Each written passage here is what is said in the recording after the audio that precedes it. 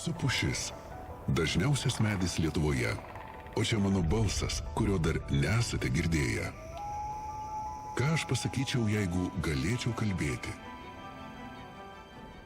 Emocija eisenoje ir kai tu pajauti, kad tu esi lietuvis, kad tu esi su visais kartu. Tai yra nepakartojama, tai kiekvieno žmogaus širdį turbūt įeina ir lieka su juo visam gyvenimui. Jūs išgirsite mano balsą, kada jūsų noras manimi grožėtis taps jūsų noru mane išsaugoti. Esu Irena Šanokienė, esu choreografė. Šitą darbą dirbu visą gyvenimą ir dėkoju Dievui, kad davė patį nuostabiausią darbą turbūt. Dainų šventes pradėjau važiuoti nuo 80 metų.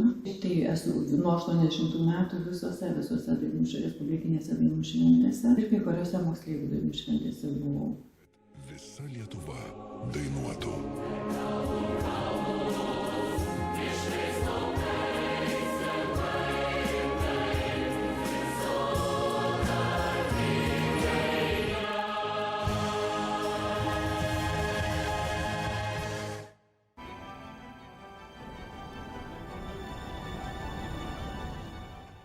Aš manau, kad linkėti niekur nereikia.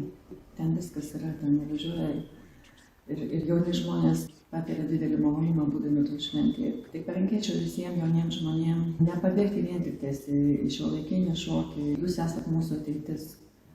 Ir jeigu jūs nepuoselėsit šitos tradicijos, jeigu jūs neperduosit to, ką mūsų protėviai kūrė ir ką mes kūrėm iš kartos į kartą, tai sudėtinga paskui bus būti lietuviu.